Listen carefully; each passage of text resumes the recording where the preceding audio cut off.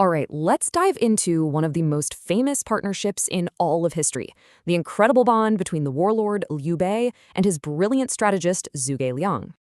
So Liu Bei himself came up with this powerful metaphor. You hear it and you think, okay, a perfect fit, a vital connection.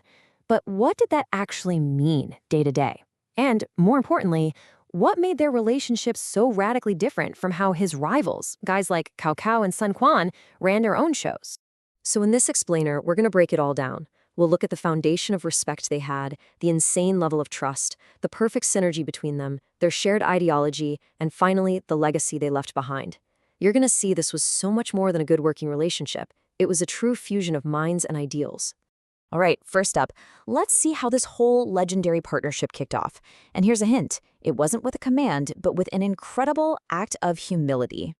So you gotta set the scene. Before he meets Zhuge Liang, Liu Bei has the charisma, he's got the royal bloodline, but let's be honest, he's basically a warlord going nowhere fast. He had all the ambition in the world, but absolutely no clear path forward. And this leads to the famous story of the 3 visits.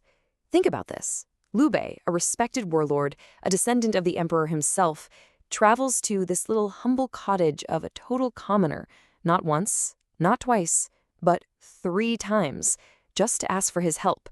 I mean, an act like that was pretty much unheard of back then. And Liu Bei's whole approach was just revolutionary. He didn't treat Zhuge Liang like an employee, but as a respected teacher, a mentor. The stories say they ate at the same table, basically breaking down every single traditional hierarchy. Now, this was a world away from Cao Cao, who just used power and money to get people, or Sun Quan, who always kept that clear, formal line between master and servant. So that deep foundation of respect naturally led to the second, and you could argue the most critical part of their relationship, a level of trust that was just completely off the charts for that era. You see, Liu Bei didn't just listen to Zhuge Liang's advice. He handed him the keys to the entire kingdom. He empowered him completely, giving him full command over both the army and the government. That's a move most rulers would never, ever dream of making. And this one moment shows the absolute depth of that trust. As he's dying, Liu Bei tells Zhuge Liang, look, if my son isn't up to the task, you can take the throne yourself. He was willing to risk his entire family's legacy, everything he built, on the character of this one man. It's just incredible. And this right here was probably the single biggest difference between Liu Bei and the other leaders. You had Cao Cao, who was famously paranoid. He once executed an advisor just for figuring out what he was thinking. And then you had Sun Quan, who was a master at using talented people, but he always played them off each other to balance their power. Liu Bei's trust, though, it was absolute. It was his leadership superpower. Okay, so we've got respect, we've got trust, but the partnership truly thrived because they were like 2 perfect puzzle pieces. They completed each other's strengths and weaknesses. Zhuge Liang gave Liu Bei the one thing he was desperately missing, a clear vision. His Longzong plan wasn't just some vague idea. It was a brilliant, step-by-step grand strategy. It was a roadmap for a wandering warlord to actually build a kingdom and have a real shot at ruling the empire. And this is where that fish and water metaphor really clicks, right? They were the missing pieces for each other. Liu Bei was the fish. He had the royal legitimacy, the charisma, the will to swim, but he was just swimming in circles. Zhuge Liang was the water.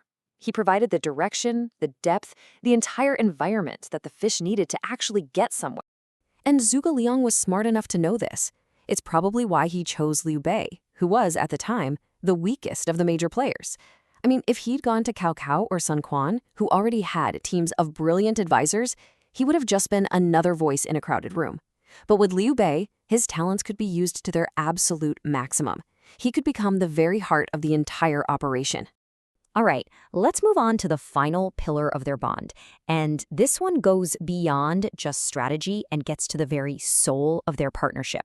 You see, they weren't just colleagues trying to get a job done.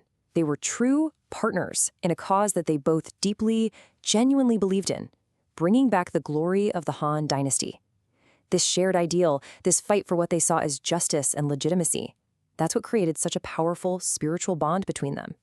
Now, just for a second, compare their shared dream of restoring a dynasty to the ruthless, pragmatic philosophy of their main rival, Cao Cao.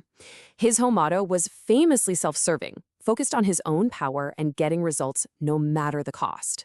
So the difference couldn't be clearer. For Cao Cao, it was a meritocracy, a practical, almost corporate employer-employee relationship. If you were good at your job, he'd use you. Simple as that. But for Liu Bei and Zhuge Liang, it was a profound spiritual connection, a partnership built on a shared dream. So, after breaking down all these key pieces, what's the ultimate takeaway from this legendary relationship? What does it all mean? It completely blew past the typical boundaries of a leader and an advisor. It became a total fusion of ambition, trust, and shared purpose. It got to the point where it was basically impossible to see where one man's goals ended and the other's began. Their story really leaves us with this timeless model for what real leadership and partnership can look like. It's a masterclass built on 4 pillars: humility, trust, synergy, and a shared vision. And it shows how 2 people working together can literally forge a kingdom out of almost nothing. And that leaves us with one last big question to think about. In a world of politics and power, is the kind of absolute, unconditional trust that Liu Bei showed, is that his greatest strength? Or was it a massive vulnerability that could have destroyed everything? How much of his incredible success depended on taking a risk that most leaders today would call completely and utterly reckless?